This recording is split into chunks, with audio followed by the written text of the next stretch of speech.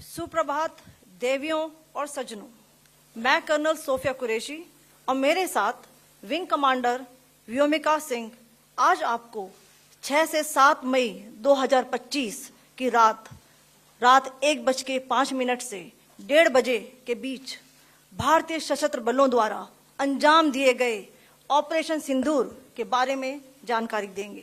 Colonel Sophia Qureshi, जिन्होंने बुधवार को विदेश सचिव विक्रम मिस्री और विंग कमांडर व्योमिका सिंह के साथ भारत के ऑपरेशन सिंदूर पर मीडिया के जरिए देश को जानकारी दी। कर्नल सोफिया कुरैशी के परिवार में उनके दादा और पिता दोनों ही सेना में रहे हैं, इसलिए उनके अंदर कम उम्र से ही देश की सेवा करने का जज्बा रहा है। बेटी को देख के कैसा लगा? ये प्राउड हुआ ना कि हमारी एक बेटी ने राष्ट्र के देश के कुछ किया, ये अपने राष्ट्रीय से कुछ किया, वो प्राउड हुआ है। बचपन से वो किस तरह के उनका नेचर था? उनको आर्मी में जाने की कितना वो क्या था कि हम लोग सभी पूरा फैमिली आर्मी में थी, तो वो एक पैतृक गुण आ गया उसके अंदर, क्योंकि हम लोग सब आर्मी में भी बार फील्ड में रहा हूँ। ब्रीफिंग के दौरान कर्नल सोफिया और विंग कमांडर व्योमिका सिंह ने 6 और 7 मई की रात को आतंकियों के टारगेट किए गए ठिकानों के नाम और उन ठिकानों के आतंकी कनेक्शंस के बारे में बताया। सिग्नल कोर की अधिकारी सोफिया कुरैशी ने हिंदी में बात की, जबकि भारतीय वायुसेना की helicopter pilot wing commander Vyomika Singh ने अंग्रेजी में मीडिया को जानकारी दी। 2017 में आयोजित एक पैनल चर्चा में कर्नल सोफिया ने सेना में जाने की अपनी यात्रा के बारे में बताया था कि उन्हें ऑलिव ग्रीन वर्दी पहनने की प्रेरणा कहां से मिली थी।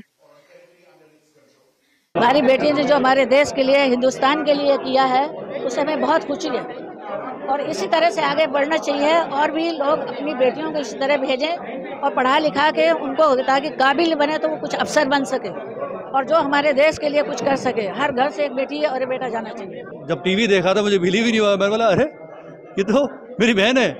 और जब वो मैसेज उनका सुना, जिस तरह से उन्होंने पाकिस्तानियों के हमारे इंडियन फोर्सेस ने निस्तो नाबूद किया है, ऐसा लगा कि अब हिसाब पूरा हुआ है और छाती से फूल गई। ये ऐसा मोमेंट है कि फौजी जिस चीज़ का मोमेंट करता है कि भाई देश के लिए कुर्बान होने का जज्बा, और ऐसा मौका मिले कि भाई देश के लिए दुश्मनों को मिटा देने का मौका मिला है, इससे बड़ा कोई मोमेंट फौजी के लिए होता ही नहीं।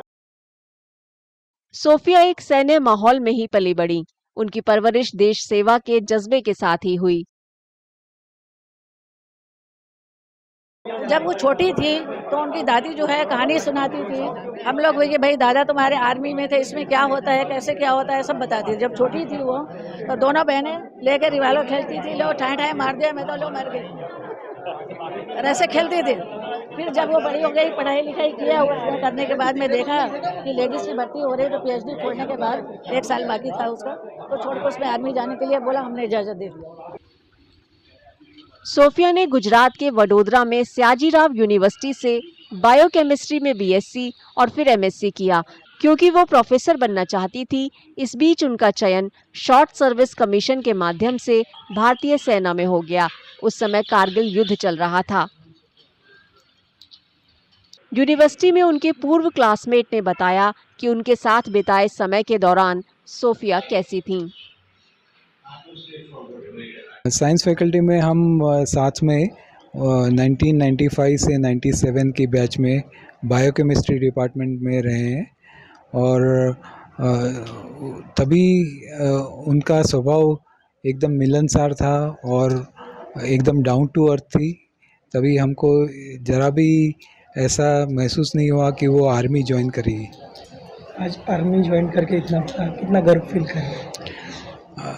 वो जैसे ही आर्मी ज्वाइन की, उसने आर्मी को ज्वाइन किया, तभी से हमको लगा था कि ये कुछ ना कुछ बड़ा काम करेगी देश के लिए। और जिस तरह से उन्होंने प्रगति की है और जिस तरह से उन्होंने अलग अलग ऑपरेशंस में हिस्सा लेके लीड करके अलग अलग ऑपरेशंस पार किए हैं, उससे हमें बहुत ही गर्व महसूस होता है। साल 2016 में कर्नल सोफिया ने ऐतिहासिक उपलब्धि हासिल की, जब वह विदेश में भारतीय सैन्य टुकड़ी का नेतृत्व करने वाली पहली महिला अधिकारी बनी। वह फोर्स 18 में भाग लेने वाले 18 देशों में एकमात्र महिला कमांडर बनी, जो आसियान प्लस देशों का एक बहुराष्ट्रीय सैन्य अभ्यास था।